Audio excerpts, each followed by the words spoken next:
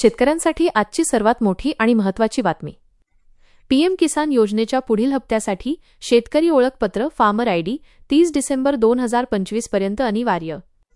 केंद्र सरकारने पीएम किसान सन्मान निधी योजनेमध्ये मोठी पारदर्शकता आणण्यासाठी आणि फसवणूक करणाऱ्या अपात्र लाभार्थ्यांना वगळण्यासाठी शेतकरी ओळखपत्र फार्मर आयडी किंवा किसान आयडी तयार करणे बंधनकारक केले आहे. सविस्तर आणि महत्त्वाचे मुद्दे.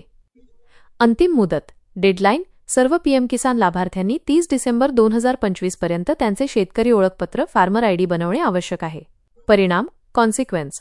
या अंतिम मुदतीपर्यंत जे शेतकरी आपले ओळखपत्र काढणार नाहीत त्यांना पीएम किसान योजनेच्या पुढील हप्त्यांपासून आणि इतर शासकीय कृषी योजनांच्या लाभांपासून वंचित राहावे लागू शकते. उद्देश ऑब्जेक्टिव्ह. हे ओळखपत्र ॲग्रिस्टॅक प्रकल्पांतर्गत तयार केले जात आहे, ज्याचा मुख्य उद्देश देशातील सर्व शेतकऱ्यांचा एक डिजिटल डेटाबेस तयार करणे आहे. यामुळे शेतकऱ्यांची खरी पात्रता निश्चित करणे, अनुदानाचे थेट आणि अचूक वाटप करणे तसेच बनावट नोंदण्यांना आळा घालणे शक्य होईल.